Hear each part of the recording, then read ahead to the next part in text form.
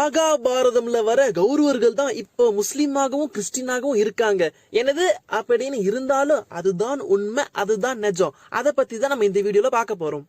அதுக்கு முன்னாடி முஸ்லிம் கிறிஸ்டின் பத்தி தெரிஞ்சுக்கணும். இஸ்லாம ஃபாலோ பண்றவங்கள முஸ்லீம்னு சொல்லுவாங்க. இஸ்லாம் அப்படின்னா அடிப்படைந்தோர்னு அர்த்தம். முஸ்லிம் அப்படின்னா சரணடைந்தவன் அர்த்தம். யாருக்கு அடிப்படைந்தோர், யாரிடம் சரணடைந்தவர்கள்னா அல்லாவுக்கு. அல்லாஹ் என்பது அவங்க வழிபடுற கடவுளோட பெயரான்னு கேட்டா கிடையாது. அல்லாஹ் என்பதற்கு பொருளே கடவுள் தான், அதாவது மீனிங்கே கடவுள் தான். முஸ்லிமை பொறுத்த வரைக்கும் இறைவன் ஒருவனே, அது நம்மை படைத்தவனே, படைத்தவனை வணங்க வேண்டும், படைத்தவனால் படைக்கப்பட்ட எதையும் வணங்கக்கூடாது என்ற ஒரு கொள்கையை கொண்டிருக்காங்க. கிறிஸ்டியன்ஸ் யூதர்கள் இனத்துல பிறப்பெடுத்து இயேசு கிறிஸ்துவ வணங்குறவங்க. புனித ஆத்மாவான இயேசு கிறிஸ்து மக்களுக்கு பல அற்புதங்கள் நிகழ்த்தியும் பூமியில இருக்கிற அனைத்து மக்களோட பாவங்களையும் தான் ஏத்துக்கிட்டு தன்னை அழிக்க நினைக்கிறவங்கள ஒரு நொடியில் அழிக்கும் சக்தியும் ஆற்றலையும் கொண்டிருந்தாலும் இயேசு கிறிஸ்து அன்பே கடவுள் என இருந்ததால தனக்கு நடக்கும் கொடுமைகள் அனைத்தையும் ஏத்துக்கிறாரு. தன்னை கொடுமைப்படுத்தினவங்களையும் மன்னிச்சு விட்டுறாரு. இயேசு கிறிஸ்துவோட சிறப்புகள்ல அவரோட 12 சீடர்கள் உலகத்துல இருக்கிற அனைத்து மக்கள் கிட்டையும் கொண்டு சேர்க்கிறாங்க. அன்பே கடவுள்ன்ற இயேசு கிறிஸ்துவ பெரும்பாலான மக்கள் ஏத்துக்கிறாங்க. இன்னைக்கு உலகத்துல மிகப்பெரிய சமூகமா கிறிஸ்துவ மதம் இருக்கு.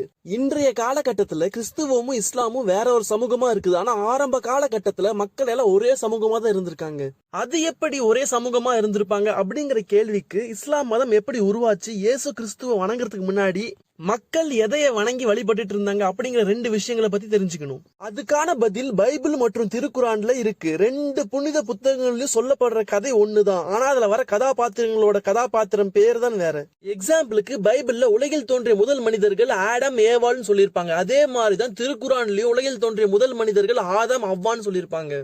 பெயர்கள்ல சிறிது மாற்றங்கள் இருந்தாலும் 2 புனித புத்தகங்கள்லயும் அவங்கள சார்ந்து சொல்லப்படுற கதையில எந்த மாற்றமும் கிடையாது. பைபிள் மற்றும் திருக்குரான்ல உலகில் தோன்றிய முதல் மனிதர்கள் பத்தி என்ன சொல்லிருக்காங்கன்னா, மனிதர்கள் சோதனை கட்டத்தில் இருந்தப்போ இறைவனால் தடை செய்யப்பட்ட பழத்தை இறைவனோட சொல் பேச்சு மீறி ஆதாம் ஏவாள் மரத்துல இருந்து பறிச்சு சாப்பிட்டுறாங்க. அந்த பழத்தை சாப்பிட்டதும் தங்களோட உடல்ல எந்த ஆடையும் இல்லாம இருக்கிறது உணர்றாங்க. அப்போ இறைவன் அவங்க முன்னாடி வந்துட ஆதாம் ஏவாள் இறைவனை பார்த்ததும் தங்களோட உடல்ல ஆடை இல்லாதது அவமானம் என கருதி பக்கத்துல இருந்த மரத்துக்கு பின்னாடி போய் ஒளிஞ்சுக்கிறாங்க. அப்புறம் அவங்க கண்ணுல தென்படுற இலைகள் மற்றும் செடி கொடிகளை பயன்படுத்தி அதை ஆடையாக அணிந்து கொள்றாங்க. இறைவனால் தடை செய்யப்பட்ட பழத்தை சாப்பிடுறதுக்கு முன்னாடி ஆதாம் ஏவாள் எந்த ஒரு கள்ளங்கவனமும் இல்லாம தூய்மையான உள்ளங்களோடு இருந்தாங்க. இப்போ இறைவன் அவர்களுக்கு முன்பாக போனா மிகவும் மகிழ்ச்சி அடைந்து இறைவன் இன்னைக்கு என்ன கத்துத்தர போறாருன்னு மிகவும் ஆர்வத்தோடு ஆனந்தமாக இறைவனை நாடுவாங்க. ஆனா தடை செய்யப்பட்ட பழத்தை சாப்பிட்ட பிறகு நாம் என்ற எண்ணம் மாறி நான் என்ற எண்ணம் அவங்களுக்கு எழ தொடங்கிடுச்சு. தன்னை படைத்தது அந்த இறைவன் தான் என்று அறிந்திருந்தாலும் ஆடை இல்லாமல் இருப்பது அவமானம் அப்படின்னு பல சஞ்சலங்கள் அவங்க மனசுல ஏற்படுது. இறைவன் விதி வலியது அப்படின்னு எண்ணியபடி அவங்கள ஆசீர்வாதம் செஞ்சுட்டு அங்கிருந்து மறைஞ்சிடறாரு. அப்படியே காலங்கள் பல உருண்டு ஓடுது. ஆதாம் ஏவாளுக்கு மகன்கள் மற்றும் மகள்கள் பிறக்கிறாங்க. அவங்களுக்குள்ளேயே திருமணம் செஞ்சுக்கிறாங்க. எல்லாம் நல்லா போயிட்டு இருந்த சமயத்துல ஆதாமோட 2 மகன்கள் இறைவனுக்கு படையல் வச்சு வழிபடுறாங்க. இறைவன் ஒருவரோட படையலை மட்டும் ஏத்துக்கிறாரு, மற்றொருவரதை ஏத்துக்கல. அதனால ஆதாம் ஏவாளோட 2 மகன்களுக்குள்ள வாக்குவாதம் ஏற்படுது. அதுல ஒருவர் பயங்கரமா தாக்கப்பட்டு உயிரிழந்துடுறாரு. தன்னோட சகோதரனை கொன்னுட்டமேனு மிகவும் மனம் வருந்தி இறைவனை வேண்டாரு மற்றொருவர். இறைவன் பறவையாக வந்து ஒருவனை கொலை செய்வது உலகில் உள்ள அனைவரையும் கொலை செய்வதற்கு சமம். அதுவே ஒருவன் துன்பத்தில் இருக்கும் போது அவனுக்கு உதவி செய்தால் அது உன்னுடைய அடுத்தடுத்த ஜென்மங்களுக்கான புண்ணியமாகும்னு இறைவன் அறிவுரை செய்யறாரு. ஆதாம் ஏவாளோட மகன் அதை ஏத்துக்கிறாரு. இறைவனிடம் நான் செய்த தவறுக்கு பாவ மன்னிப்பு எப்படி பெறுவது, பாவ மன்னிப்பு எப்படி உங்களிடம் நான் கேட்பதுன்னு இறைவனிடம் கேட்கிறாரு. அதுக்கு இறைவன் ஆதாம் ஏவாள் மகனிடம் எவன் ஒருவன் அவன் செய்த தவறை மனதில் உண்மையாக உணர்ந்து மீண்டும் அத்தகைய தவறை செய்யவே கூடாது என்று எண்ணுகிறானோ அவன் செய்த பாவம் மன்னிக்கப்படக்கூடும் என கூறுகிறார். இப்படிதான் ஆரம்ப கால மனிதர்கள் இறைவனிடமே பாவ மன்னிப்பை கேட்கும் முறையே இறைவனிடமே கேட்டு கத்துக்கிறாங்க. அப்படியே காலங்கள் பல கடந்து போகுது. உலகத்துல மக்கள் தொகை போதுமான அளவுக்கு வந்த பிறகு ஒரு தாய் வயிற்றுல பிறந்தவங்க திருமணம் செய்யறத தடை விதிக்கிறாங்க. அதை முற்றிலும் தவிர்க்கிறாங்க. இப்படிதான் மனித இனம் தோன்றியதாக பைபிள் மற்றும் திருக்குரான்ல குறிப்பிட்டிருக்காங்க. பைபிள் மற்றும் திருக்குரான்ல குறிப்பிட்டிருக்கபடி மனிதர்கள் ஆரம்ப காலகட்டத்திலிருந்தே ஆடைகள் அணியிற பழக்கமும் சரளமாக பேசும் தன்மையை கொண்டிருந்தாங்கன்னா அவங்களோட அடுத்தடுத்த தலைமுறைக்கு இறைவன் பத்தி சொல்லியிருப்பாங்க. இப்போ ஆதிகால மனிதர்களிடம் தொடர்ச்சியாகவே இறை நம்பிக்கை இருந்திருக்கணும் இல்ல, ஆனா அப்படி நடக்கல. பைபிள்ல இறை தூதுவர்கள்னு திருக்குரான்ல நபிகள்னு சொல்றவங்க தான் இறை நம்பிக்கைய மாபெரும் போராட்டத்துக்கு அப்புறம் மக்கள் மனதுல விதைக்கிறாங்க. அதுக்கு முன்னாடி மக்கள் எல்லாம் கடவுளா அப்படியெல்லாம் ஒண்ணும் கிடையவே கிடையாது அப்படின்னு சிலர் எதையோ கடவுள் நினைச்சு வழிபட்டுட்டு இருந்தாங்க. ஒரு கட்டத்துல மக்கள் எல்லாம் தர்மத்துக்கு மாறா செயல்பட்டுட்டு இருந்தாங்க. இந்த மாதிரி மனநிலை கொண்டிருந்த மக்களை இறை தூதுவர்கள்னு நபிகள்னு சொல்லப்படுறவங்க இறைவனோட அருளாலையும் இறைவனோட வழிகாட்டலாலையும் சுயநலத்துல இருந்து பொதுநலமாக மக்கள் மனதை ஒரு நிலைக்கு கொண்டு வந்து இறைவனோட அருமை இறையாண்மையோட மகிமையை புரிய வைக்கிறாங்க. இப்போ மக்கள் ஆரம்ப காலத்துல இருந்தே கடவுள் நம்பிக்கை இல்லாம தான் இருந்தாங்களான்னா அப்படி கிடையாது. அவங்களோட 10 தலைமுறைக்கு முன்னாடி அவங்களோட மூதாதையர்கள் எல்லாம் அதிக கடவுள் நம்பிக்கையோடவும் ஏன் கடவுளையே எதிர்த்து போரும் புரிஞ்சிருக்காங்க. அவங்க எதிர்த்து போர் புரிஞ்ச கடவுள் யார் தெரியுமா? வைகுண்டத்துல வசிக்கிற விஷ்ணு பகவானோட அவதாரமான வாசுதேவ கிருஷ்ணரை எதிர்த்து தான் போர் புரிஞ்சிருக்காங்க. என்னடா இவன் கிறிஸ்டின் இஸ்லாமோட முன்னோர்கள் கிருஷ்ணரோட போர் புரிஞ்சாங்கன்னு சொல்றானேன்னு யோசிக்கிறீங்களா? அதுக்கு முன்னாடி கிறிஸ்டின் இஸ்லாமோட முன்னோர்கள் எந்த கடவுளை வழிபட்டு இருந்தாங்கன்னு தெரியுமா? அவங்க வழிபட்டு இருந்த கடவுளே மகாதேவர் சிவனும் பகவான் விஷ்ணுவும் தான். பகவான் விஷ்ணுவை தன்னோட கடவுளா வழிபட்டு இருந்த மக்கள் ஏன் அவரோட அவதாரமான கிருஷ்ணரை எதிர்த்து போர் புரிஞ்சாங்கன்னா அதுக்கான காரணம் மகாபாரத குருச்சத்திர போர். போருக்கு ஆயத்தமாகும் சமயத்துல பகவான் கிருஷ்ணரோட ஆதரவு தனக்கு வேணும்னு துரியோதனன் கிருஷ்ணரை பார்க்க போறாரு. அப்போ கிருஷ்ணர் தூங்கிட்டு இருந்ததால துரியோதனன் கிருஷ்ணர் தலை வைத்திருக்கும் பக்கமாக போய் அமர்றாரு. அதே சமயத்துல அர்ஜுனர் அங்க வராரு. கிருஷ்ணர் தூங்கிட்டு இருக்கிறத பார்த்து கிருஷ்ணரோட பாதங்கள் பக்கத்துல அமர்றாரு. கண் விழித்த கிருஷ்ணர் முதல்ல ஒரு பாதங்கள் பக்கத்துல அமர்ந்திருந்த அர்ஜுனரை தான் பாக்குறாரு. அதுக்கப்புறமா தான் துரியோதனனை பாக்குறாரு. துரியோதனன் தனக்கு ஆதரவு தரும்படி பகவான் கிருஷ்ணர் கிட்ட கேக்குறாரு. அதுக்கு பகவான் கிருஷ்ணர் துரியோதனன் கிட்ட உனக்கு நான் வேணுமா இல்ல என்னோட ராஜ்யத்துல இருக்க சக்தி வாய்ந்த படை வீரர்கள் வேணுமான்னு கேக்குறாரு.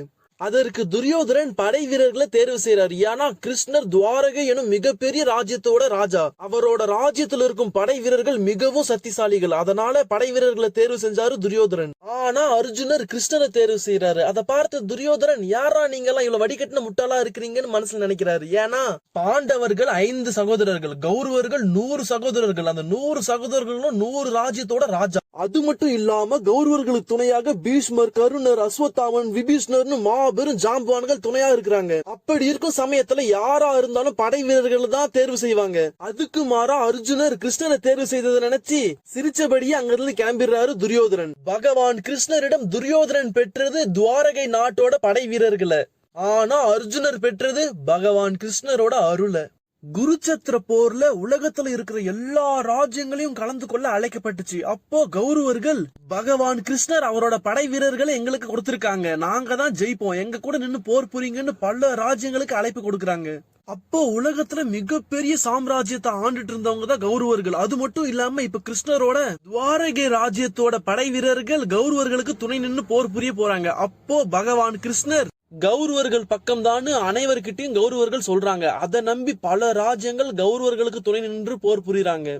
பாண்டவர்கள் பக்கம்தான் தர்மமும் நியாயமும் இருக்குதுன்னு பல மன்னர்கள் அவங்களுக்கு துணையா நிக்கிறாங்க. அதுலயும் குறிப்பிட்டு சொல்லணும்னா நம்மளோட தமிழ் மன்னர்களான சேர மன்னனும் பாண்டிய மன்னனும். சேர மன்னன் குருச்சத்திர போர்ல பாண்டவர்களுக்கு துணை நின்று போர் புரிய அவருடைய படை வீரர்களை அனுப்புனது மட்டும் இல்லாம குருச்சத்திர போர் ஆரம்பம் முதல் முடிவு வரைக்கும் வீரர்களுக்கு உணவு தடையே இல்லாம தாராளமாக தன்னோட ராஜ்யத்திலிருந்து கொண்டு வந்து கொடுத்தாரு. அதே மாதிரிதான் பாண்டிய மன்னன் குருச்சத்திர போர்ல போர் புரியறத பார்த்து கௌரவர்கள் கதி கலங்கி போயிடுறாங்க. தன்னோட கண்ணுக்கு முன்னாடி யாரு வந்தாலும் வர எல்லாத்தையும் தன்னோட வாளால வீழ்த்தி விபீஷ்ணர் அழிக்க முன்னேறி போயிட்டே இருந்தாரு. அப்போ துரியோதனால தாக்கப்பட்டு இறந்துடுறாரு. குருச்சத்திர போர்ல பாண்டிய வம்சத்துல ஒரு மாவீரனை இழக்கிறாங்க. குருச்சத்திர போர் நடந்து முடியுது. மிகவும் சக்திசாலியான பீஷ்மர், கருணர், விபீஷ்ணர், ஏன் சிவ அம்சமான அஸ்வத்தாமன் எல்லாம் கௌரவர்கள் பக்கமாக இருந்தாலும் கௌரவர்கள் பாண்டவர்கள் கிட்ட தோல்வி அடைகிறாங்க. பாண்டவர்களின் வெற்றிக்கு முக்கியமான காரணம் பகவான் கிருஷ்ணர் தான். பகவான் கிருஷ்ணர் மட்டும் பாண்டவர்களுக்கு துணையாக இல்லாம இருந்திருந்தார் பாண்டவர்களால பீஷ்மர், கருணன், விபீஷ்ணர், அஸ்வத்தாமன் இவங்கள ஒருத்தர் கூட சமாளிச்சிருக்க முடியாது. ஏன்னா பீஷ்மர், கருணன், விபீஷ்ணர், அஸ்வத்தாமன் எல்லாம் மிகப்பெரிய சக்தி வாய்ந்த ஜாம்பவான்கள்.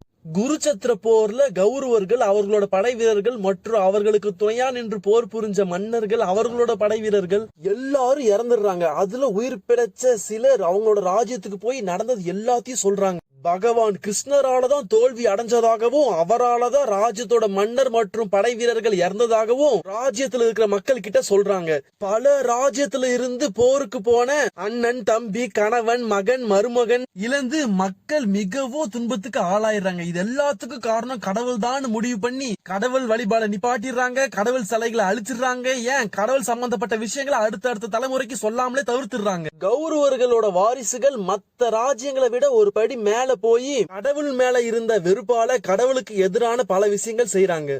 பெண்கள் கருப்பு நிற ஆடையை அணிவது அபசகுணம்னு இருந்த காலத்துல பெண்கள் கருப்பு நிற ஆடையை உடுத்தணும்னு கட்டாயமாக்குறாங்க. பாண்டவர்களோட மனைவி திரௌபதி கௌரவர்களோட அழிவுக்கு அப்புறமா தான் தலையை கோதுவேன்னு ஒரு சபதம் எடுத்திருந்தாங்க. குருச்சத்திர போர் நடக்கிறப்போ திரௌபதி தலைவிரி கோலமாக, அதாவது தலைமுடி விரிச்சபடி போர்ல உலாவிட்டு இருந்தாங்க. அதனால தன்னோட ராஜ்யத்தில் இருக்கும் பெண்கள் தலைமுடி தெரியாத மாதிரி ஆடை அணைய வேண்டும்னு ஆணையிடுறாங்க. மாட சாமியா பாக்கும் சமயத்துல மாட பிரதான உணவா ஆக்குறாங்க. வெள்ளிக்கிழமை புனிதமான நாள், அன்னைக்கு நாங்க அசைவம் சாப்பிட மாட்டோம்னு இருந்த காலத்துல வெள்ளிக்கிழமை தான் எங்களுக்கு விடுமுறை, அன்னைக்குதான் நாங்க முக்கியமா அசைவம் சாப்பிடுவோம்னு முடிவு பண்றாங்க. இது எல்லாத்துக்கும் மேல இயல் இசை நாடகம் தான் மனித வாழ்வியலுக்கு மிகப்பெரிய அச்சாணி. அவங்க அதையே தடை செய்யறாங்க. அது ஏன்னா பகவான் கிருஷ்ணர் குருச்சத்திர போர்ல தினமும் காலையில தன்னோட சங்கால ஒலி எழுப்பி போர தொடங்குவாரு. அந்த சங்கின் ஒலியை கேட்டதும் கௌரவர்களோட படையில இருந்த படை வீரர்கள் எல்லாம் பயந்து நடுங்குவாங்க. இன்னைக்கு நம்ம உயிரோடு இருப்போமோ இருக்க மாட்டோமோன்னு. போரின் விதிப்படி தினமும் மாலை போரை நிப்பாட்டிடுவாங்க. நாளோட முடிவுல கௌரவர்களோட படையை சேர்ந்தவங்க அதிக பேர் இறந்திருப்பாங்க. பாண்டவர்கள் வெற்றியை நோக்கி சென்று கொண்டிருந்ததால பாண்டவர்களோட படை வீரர்கள் தினமும் அதை ஆட்டம் போட்டு கொண்டாடுவாங்க. அதுல வெறுப்படைந்த கௌரவர்களின் வம்சாவளியினர் இசை மற்றும் நடனத்தை முற்றிலும் தடை செய்யறாங்க. அப்படியே காலங்கள் பல கடந்து போகுது. மக்கள் தலைமுறையாக கடவுள் நம்பிக்கை இல்லாம வாழ்றாங்க. ஒரு கட்டத்துல மக்கள் நியாய தர்மத்திலிருந்து விலகுறாங்க. பல தலைமுறைகள் கடவுள் பத்தி தெரியாம மக்கள் இருந்திருந்தாலும் கடவுள் அவங்கள கவனிக்காம இல்ல. மக்கள் அதர்மத்தின் பாதையில் செல்றப்போ அதை தடுக்கவும், நீ செய்யற தப்ப நான் பார்த்துட்டு இருக்கேன்னு மக்களுக்கு உணர்த்தவும் இறைவன் முடிவு செய்யறாரு.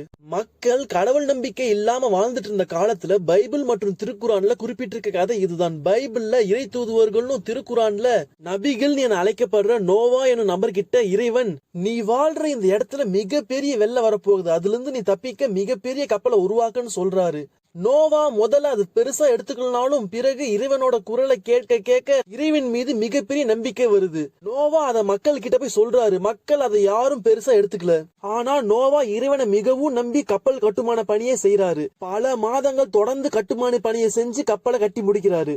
ஒரு நாள் இறைவன் நோவா கிட்ட, இன்னைக்குதான் மிகப்பெரிய வெள்ளம் வரப்போகுது, மக்களை காப்பாத்து அப்படின்னு சொல்றாரு. நோவா வெள்ளம் வரப்போகுதுன்னு மக்கள் கிட்ட போய் சொல்றாரு. ஆனா மக்கள் அதை யாரும் பெருசா எடுத்துக்காம நோவாவை தவிர்த்துறாங்க.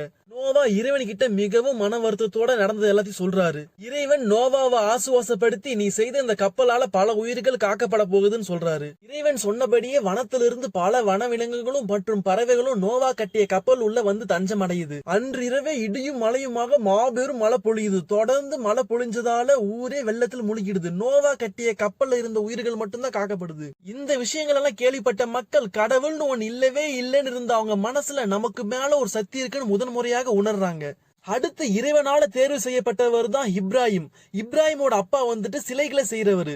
இப்ராஹிம் அவரோட அப்பா கிட்ட, உங்களாலதான் இந்த கல் சிலையெல்லாம் சாமின்னு கும்பிடுறாங்க, இப்படி சிலைகள் செய்யறத நிப்பாட்டுங்க அப்படின்னு சொல்றாரு. அதை கேட்ட இப்ராஹிமோட அப்பா, நீ என்ன தைரியம் இருந்தா என்கிட்டே இப்படி சொல்லுவ, இப்படி எல்லாம் பேசுற மாதிரி இருந்தா என் வீட்லயே இருக்காத, வெளியே போன்னு கடுமையா கண்டிச்சிடுறாரு. ஒரு நாள் அந்த ஊர்ல இருந்த எல்லா சிலைகளும் உடைஞ்சு சிதைஞ்சு காணப்பட்டுச்சு. ஊர்ல இருந்த மக்கள் எல்லாம் இதுக்கெல்லாம் காரணம் இப்ராஹிமா தான் இருக்கும்னு ஆணித்தரமா நம்புறாங்க. மன்னரும் மக்களோட பேச்சை கேட்டுட்டு இப்ராஹிமா உயிரோட எரிக்க ஆணையிடுறாரு. மன்னரோட ஆணையை இப்ராஹிம சுத்தி தீ வைக்கிறாங்க. ஆனா அந்த தீயால இப்ராஹிமுக்கு ஒண்ணுமே ஆகல. அப்பன்னு பார்த்து திடீர்னு மழை பெஞ்சு அந்த தீய அமைஞ்சிருது.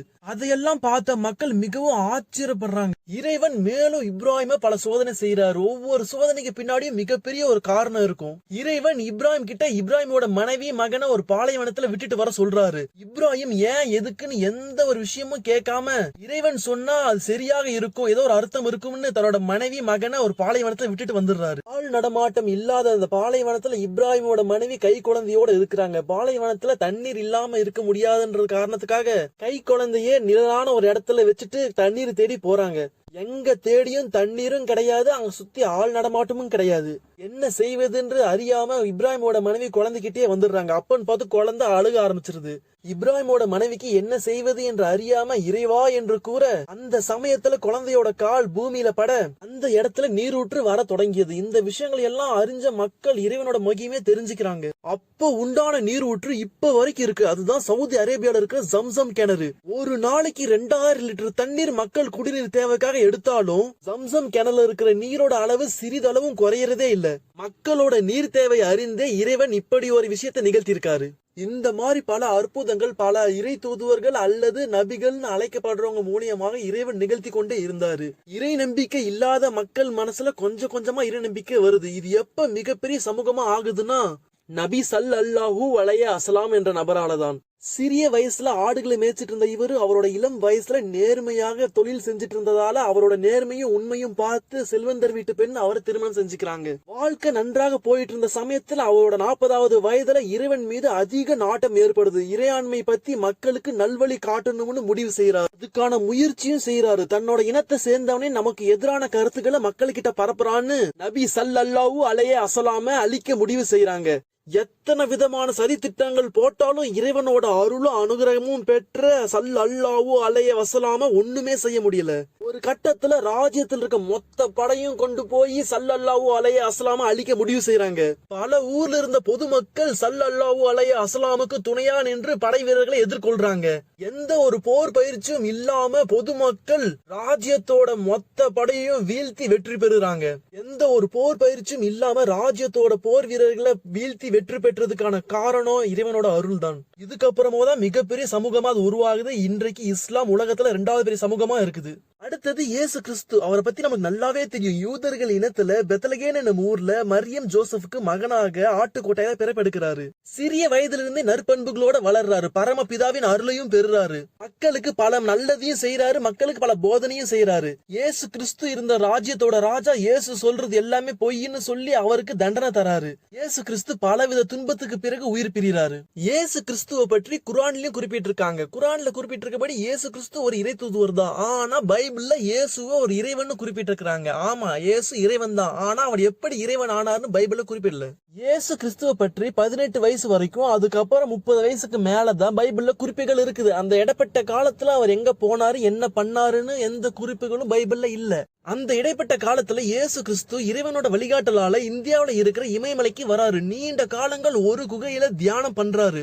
இறைவனோட அருளை முழுமையா பெறுறாரு. தீர்க்கதரிசி ஆறாரு. மீண்டும் அவரோட ராஜ்யத்துக்கு போறாரு. அங்க இருக்கும் மக்களுக்கு நல்ல போதனை சொல்லி கொடுக்கிறாரு. பல அற்புதமான செயல்களை மக்களுக்கு செய்யறாரு. இயேசு கிறிஸ்துவோட புகழ் சுத்து வட்டாரத்தில் இருக்க அனைவருக்கும் தெரியுது. தினமும் மக்கள் இயேசு கிறிஸ்துவ வந்து பாக்குறாங்க. 12 பேர் இயேசு கிறிஸ்து கிட்ட சீடர்களா சேர்றாங்க. இயேசு கிறிஸ்துவ பத்தி ராஜ்யத்தோட அரசனுக்கும் தெரியுது. இயேசு கிறிஸ்து தனக்கு என்னைக்காவது வினையாக வந்துடக்கூடும் என்று எண்ணி இயேசு கிறிஸ்து மக்களுக்கு பொய்யான விஷயங்கள் சொல்லி தரதாக கூறி இயேசு கிறிஸ்துக்கு மரண தண்டனை தரும்படி ஆணையிடுறாரு. அரசனோட ஆணை கேட்ப இயேசு கிறிஸ்துவ பல கொடுமைகள் செஞ்சு சிலுவையில ஏத்துறாங்க. முஸ்லீமை பொறுத்தவரைக்கும் இயேசு கிறிஸ்து ஒரு இறை தூதுவர். ஆனா அவர் எங்க இறைவன் நிரூபிக்கிறார்னா, பரம பிதாவின் ஆசியும் அருளும் பெற்ற இயேசு கிறிஸ்து நினைத்திருந்தா அந்த ராஜ்யத்தை ஒரே நொடியில மொத்தமா அழிச்சிருக்க முடியும். ஆனா அவர் அப்படி செய்யாம உலகத்துல இருக்கிற அனைத்து மக்களோட பாவங்களையும் தான் ஏத்துக்கிட்டு அந்த பாவங்களுக்கான பிராயச்சித்தமாக தன்னோட உயிரை விடுறாரு. இயேசு கிறிஸ்துவோட 12 சீடர்கள் உலகம் முழுவதும் பயணம் செய்து இயேசு கிறிஸ்துவோட மகிமையையும் இயேசு கிறிஸ்துவோட அற்புதங்களையும் மற்றும் இயேசு கிறிஸ்து மக்களுக்காக செய்த உயிர் தியாகத்தையும் மக்கள் கிட்ட சொல்றாங்க. இயேசு கிறிஸ்துவ உணர்ந்தவங்க கிறிஸ்துவர்களா ஆனாங்க. இன்னைக்கு உலகத்துல மிகப்பெரிய சமூகமா கிறிஸ்துவ மதம் இருக்கு. இயேசு கிறிஸ்து இறக்குறப்போ அவரோட உடல்ல 4800க்கும் மேலான காயங்கள் இருந்துச்சு. முள் சாட்டையால அடிச்சதால 150க்கும் மேலான ஆழமான காயங்கள் இயேசு கிறிஸ்துவோட முதுகுல இருந்துச்சு. உலகத்துல இருந்த அனைத்து மக்களோட பாவங்களையும் போக்குறதுக்காக இயேசு கிறிஸ்து அனைத்து துன்பங்களையும் தான் ஏத்துக்கிறாரு. மனிதர்கள் இறைவனை வெறுத்தாலும் மறந்தாலும் இறைவன் என்னைக்குமே மனிதர்களை வெறுத்ததே இல்ல. ஒரு விஷயத்தோட முடிவு தான் இன்னொரு விஷயத்தோட ஆரம்பமா இருக்கும். அதன்படிதான் மகாபாரதத்தின் முடிவு தான் நம்ம இன்றைக்கு வாழ்ற கலியுகத்தோட ஆரம்பம். முன்னாடி இருந்த யுகத்துலலாம் தேவர்களுக்கும் அசுரர்களுக்கும் இடையா நடக்கிற விஷயங்கள் தான் பேசு பொருளா இருந்துச்சு. அவங்கள சார்ந்துதான் யுகமே நவுந்துச்சு. அப்போ மனிதர்கள் இருக்கிற இடம் தெரியாம சிவனேன ஒரு கூட்டமும் நாராயணான ஒரு கூட்டமும் இருப்பாங்க. அப்பப்ப அவங்களுக்குள்ள மகாதேவர் பெருசா மகாவிஷ்ணு பெருசா அடிச்சுப்பாங்க. அவ்வளவுதான். ஆனா இந்த கலியுகத்துல மனிதர்கள் தான் முக்கியமானவங்க, முதன்மையானவங்க. மனிதர்களால உருவாக்கப்பட்ட இந்த மதன்ற வேற்றுமை தான் கலியுகத்தை அழிவை நோக்கி கொண்டு போற மைய கரு. மகாவிஷ்ணுவோட அவதாரமான பகவான் கிருஷ்ணர் காலத்துல ஏற்பட்ட இந்த மனிதர்களுக்கு இடையான மத வேற்றுமை, மகாவிஷ்ணுவோட அடுத்த அவதாரமான கல்கி மனிதர்களுக்கு இடையே இருக்கும் இந்த மத வேற்றுமைக்கு முற்றிலும் முற்றுப்புள்ளி வைப்பாரு. கலியுகத்தோட முடிவுக்கு பிறகு மக்களுக்கு இடையே இருக்கும் இந்த மத வேற்றுமை இல்லாம மனித நேயத்தோடு மக்கள் மிகவும் ஒற்றுமையா வாழ்வாங்க. இஸ்லாம்ல இறைவன் ஒருவன் மட்டும்தான், அவருக்கு உருவம் கிடையாது. இறைவன் சக்தி வாய்ந்த ஆற்றல் அப்படின்னு குறிப்பிட்டிருக்காங்க. ஆனா இந்து ரிலிஜியன்ல மகாதேவர் சிவன், ஆதிபராசக்தி, மகாவிஷ்ணு, பிரம்மர், மங்களநாத விநாயகர், முத்தமிழ் இறைவர் முருகர்னு பல கடவுளை வழிபடுறோம். அப்போ இஸ்லாம்ல சொல்றபடி இறைவன் ஒருவர் தான் அப்படின்னு சொல்ற கோட்பாடு தப்பா அப்படின்னு கேட்டீங்கன்னா நிச்சயமாக கிடையாது. இஸ்லாம்ல சொல்றபடி இறைவன் ஒருவர் தான். இந்து ரிலிஜியன்ல இருக்கிற எல்லா கடவுள்களுக்கும் தொடக்க புள்ளியா இருக்கிறது மகாதேவர் சிவபெருமான். சிவபெருமான் எப்படி தோன்றினார்னா, சூரிய குடும்பம், பால்வெளி கண்டம், பிரபஞ்சம் அப்படிங்கிற எந்த விஷயமும் தோன்றதுக்கு முன்னாடி அந்த சராசரத்துல எதுவுமே இல்லாம கருமையான வெற்றிடம் தான் இருந்துச்சு. எதுவுமே இல்லாத அந்த கருமையான வெற்றிடத்துல ஒரு ஒளி எழும்பப்படுது. அதுதான் ஓம் என்ற பிரணவ மந்திரம். தொடர்ந்து அண்ட சராசரத்துல ஓம் என்ற ஒளி ஒலித்தபடியே இருக்க, அதன் காரணத்தால ஒரு ஆற்றல் உருவாகுது, அதாவது எனர்ஜி. தொடர்ந்து இந்த செயல் நடைபெற்று கொண்டு இருந்ததால மிகவும் சக்தி வாய்ந்த ஆற்றல் ஆகுது. நீண்ட காலங்களுக்கு பிறகு அந்த சக்தி வாய்ந்த ஆற்றலுக்கு சிந்தனை ஆற்றல் வருது. தான் யாரு, என்ன, எப்படி உருவானோம் அப்படிங்கிற எல்லா விஷயத்தும் அறியுது. அது எப்படி சொல்றதுக்கோ சொல்லி தரத்துக்கோ யாருமே இல்லாம தானா அறிய முடியும் அப்படிங்கிற கேள்வியில தான் கடவுள் உண்மையாவே யாருன்றதுக்கு பதில் இருக்குது. எதுவுமே இல்லாத ஒரு கருமையான வெற்றிடத்தோட ஒளியான ஓமின் அற்புதத்தால ஒரு ஆற்றல் உருவாகுது. அந்த ஆற்றலுக்கு சிந்தனை ஆற்றல் வருது, தான் யாருன்னு தானாவே அறியுது. இது எல்லாமே காலம் அப்படிங்கிற ஒரு விஷயத்துலதான் அடங்கியிருக்குது. எப்போ அந்த கருமையான வெற்றிடத்துல ஓம் என்ற ஒளி ஒலிக்கப்பட்டதோ அப்பவே அது எப்போத்திலிருந்து ஒலிக்கப்பட்டது அப்படிங்கிறதுக்கான காலமும் உருவாயிடுது. ஓம் என்ற பிரணவ மந்திரத்தின் அற்புதமான ஒரு ஆற்றல் உருவாகுது. அந்த ஆற்றல் காலத்தோட இணையுது. அந்த காலத்துக்கு சிந்தனை ஆற்றல் பெருகுது. கடந்த காலம், நிகழ்காலம், எதிர்காலம் அப்படிங்கிற எல்லாமே காலம் அப்படிங்கிற விஷயத்துலதான் அடங்கி இருக்குது. இதனாலதான் தான் யாரு, என்ன, எப்படி அப்படிங்கிற எல்லா கேள்விக்கும் தானாவே பதில் அறிய முடியுது. ஓம் என்ற பிரணவ மந்திரத்தின் ஆற்றலும் இல்லை என்பதற்கு பொருளும் காலம் என்பதற்கு உயிராகவும் உருவெடுத்தவர் தான் சிவபெருமான். இதனாலதான் சிவபெருமான் காலேஸ்வரர், கால பைரவர் அப்படின்னு பல பேர் அழைக்கப்படுறாரு. எப்படி ஓம் என்ற பிரணவ மந்திரத்தின் ஆற்றலால சிவபெருமான் தோன்றினாரோ அதே போல சிவபெருமானோட ஆற்றலால உருவானவங்க தான் பகவான் விஷ்ணுவும் பிரம்மதேவரும். ஒவ்வொரு பொறுப்பை ஏத்துக்கிறாங்க, படைத்தல், காத்தல், அழித்தல்னு. அதிக கடமை இருந்ததால அவங்களுக்கு துணை தேவைப்பட்டுச்சு. படைக்கிறதுக்கு அறிவும் ஞானமும் தேவை அப்படிங்கறதால சரஸ்வதி தேவி பிரம்மருக்கு துணையாகவும், செழிப்பா காத்து அருள் புரியறதுக்கு செல்வம் தேவை, அதனால லட்சுமி தேவி பகவான் விஷ்ணுக்கு துணையாகவும், அழிக்கிறதுக்கு சக்தி தேவை, அதனால ஆதிபராசக்தி சிவபெருமானுக்கு துணையாகவும் இருக்காங்க. எப்போ ஓம் என்ற பிரணவ மந்திரத்திலிருந்து உருவான ஆற்றல் சக்தி வாய்ந்த ஆற்றல் ஆச்சோ அப்பத்திலிருந்தே சிவனும் சக்தியும் அவங்களோட பயணத்தை ஒன்னாதான் தொடங்குறாங்க. இதனாலதான் ஆதிபராசக்தியாலையும் பிரம்மதேவர், பகவான் விஷ்ணு, மகாதேவர் சிவனை போல முக்காலத்தையும் அறிய முடியும். ஆனா சரஸ்வதி தேவி மற்றும் லட்சுமி தேவியால முக்காலத்தை அறிய முடியாது. இதுதான் சிவனும் சக்தியும் ஒண்ணு, ஈருடலாக இருந்தாலும் ஓர் உயிர் அப்படின்னு சொல்றதுக்கான காரணம். இஸ்லாம்ல இறைவன் ஒருவன் மட்டும்தான் அப்படின்னு சொல்றதுக்கான காரணம், நபி இப்ராஹிம் வாழ்ந்த காலத்துல மக்கள் இடையே நிறைய சிலை வழிபாடுகள் இருந்துச்சு. கடவுள் மீது நம்பிக்கை இல்லாத மக்களுக்கு இடையே எப்படி சிலை வழிபாடு வந்துச்சுன்னா, சிந்து நதி நாகரிகம் இருந்த காலத்துல ஒரு கபாலீஸ்வரர் கோவில்ல ஒரு கபாலீஸ்வரர் லிங்கத்தை அங்கிருந்த துறவிகள் வழிபட்டு இருந்தாங்க. எல்லா துறவிகளும் ஒரே மாதிரி சிவலிங்கத்தை வழிபட்டு இருக்கும் பொழுது ஒரு துறவி மட்டும் முற்றிலும் மாறாக வழிபடுறாரு. அதை பார்த்த மற்ற துறவிகள் அந்த நபர் எச்சரிக்கிறாங்க. அதுல வெறுப்படைஞ்ச அந்த நபர் இரவோடு இரவாக கபாலீஸ்வரர் கோவில் இந்த கபாலீஸ்வரர் லிங்கத்தை எடுத்துட்டு போயிடுறாரு. நீண்ட காலங்கள் கபாலீஸ்வரர் லிங்கத்தை தனது கையில் ஏந்தியபடி பயணம் செஞ்சு நபி இப்ராஹிம் இருக்கிற ராஜ்யத்துக்கு வந்து சேர்றாரு. துறவி தினமும் சிலை வழிபாடுல ஈடுபடுறத பார்த்த மக்கள் முதல்ல அது வேடிக்கையா பார்த்தாலும் பிறகு கபாலீஸ்வரர் லிங்கத்து முன்னாடி அவங்களோட கஷ்டத்தை எல்லாத்தையும் சொல்றாங்க. கபாலீஸ்வரரோட மகிமையால அவங்களோட பிரச்சனை எல்லாம் சீக்கிரமாவே தீருது. இந்த விஷயங்கள் எல்லாம் மக்கள் மத்தியே பரவலாக பேசப்படுது. அப்போ சிலை செய்யும் சில நபர்களால பல சிலைகள் வடிவமைக்கப்பட்டு இந்த சிலைகள் எல்லாம் வழிபட்டா பல மகிமை கிடைக்கும்னு பொய்யான தகவலை மக்கள் மத்தியே பரப்புறாங்க வியாபாரத்துக்காக. எல்லாத்தையும் பார்த்துட்டு இருந்த சிவபெருமான் மக்கள் தவறான பாதையில செல்றதை தடுக்கிறதுக்காக இறைவன் ஒருவன் மட்டும்தான், அவனுக்கு உருவம் கிடையாது அப்படின்னும், படைத்தவனை வணங்க வேண்டும், படைத்தவனால் படைக்கப்பட்ட எதையும் வணங்கக்கூடாது அப்படின்ற கருத்தை நபிகள் மூலியமாக மக்கள் மனதை பதிய வைக்கிறாரு. இவருதான் கடவுள், இதுதான் கடவுள் அப்படின்னு யாராவது சொன்னாங்கன்னா மக்கள் அதை நம்பி ஏமாந்துட கூடாதுன்றதுக்காக சிவபெருமான் அப்படி செய்யறாரு. இறைவன் உருவம் இல்லாதவன் அப்படின்னு சொன்னதுக்கான காரணம் சிவபெருமானோட ஆரம்ப நிலையான ஆற்றல் நிலையை மையமாக கருதி சொல்லப்பட்டது. இறைவன் ஒருவன் மட்டும்தான் அப்படின்னு சொல்றதுக்கான காரணம் உண்மையாவே இறைவன் ஒருவன் தாங்க. இந்து ரிலீஜியன்ல இருக்கிற எல்லா கடவுள்களுக்கும் ஆரம்ப புள்ளியாகவும் எல்லா கடவுளும் கடவுளாக கருதப்படுற ஒரே ஒருத்தர் தான். இது மகாதேவர் சிவபெருமான் மட்டும்தான். இஸ்லாம்ல அல்லான்னு சொல்லி வழிபட்டு இருக்கிறதும் சிவபெருமானதான். இயேசு கிறிஸ்து சிலுவையில இறக்குறப்போ பரமபிதாவேன்னு சொன்னதும் பரம்பொருள் சிவபெருமானதான். சிவபெருமான பொறுத்த வரைக்கும் ஒன்னே ஒண்ணுதான், நீ எந்த பேர்ல வேணா வழிபடு, அதுக்கு நீ உண்மையா இருந்தினா அதுக்கு நான் உணர்வா இருப்பேன், அவ்வளவுதான். கடவுள், கட என்பதற்கு உடல்னும் உள் என்பதற்கு உள்ளம், அதாவது ஆத்மானும் பொருள். கடவுள் அப்படிங்கிற வார்த்தை என்ன சொல்ல வருதுன்னா உனக்குள் கட அப்படின்னு சொல்ல வருது. அதாவது உனக்குள் இருக்கும் ஆத்மாவை நீ உணர்ந்து தப்பென்ன சரியென்ன நீ அறிந்து மத்த உயிர்களுக்கு துன்பங்கள் தராம இருந்தா நீயும் கடவுள், அப்படிதான் பொருள் அதுக்கு. இதுல இருந்து நம்ம தெரிஞ்சுக்க வேண்டியது, இல்லாததுக்கு பொருளும் இறைவன் ஈசனே, இருக்கும் என்ற இலக்கியத்துக்கும் இறைவன் ஈசனே. ஓம் நமச்சிவாயம். வீடியோ பிடிச்சிருந்துச்சுன்னா லைக் பண்ணுங்க, கடவுள் நம்பர் உங்க ஃபேமிலி அண்ட் ஃப்ரெண்ட்ஸ்க்கு ஷேர் பண்ணுங்க, முக்கியமா சேனலை சப்ஸ்கிரைப் பண்ணி சப்போர்ட் பண்ணுங்க.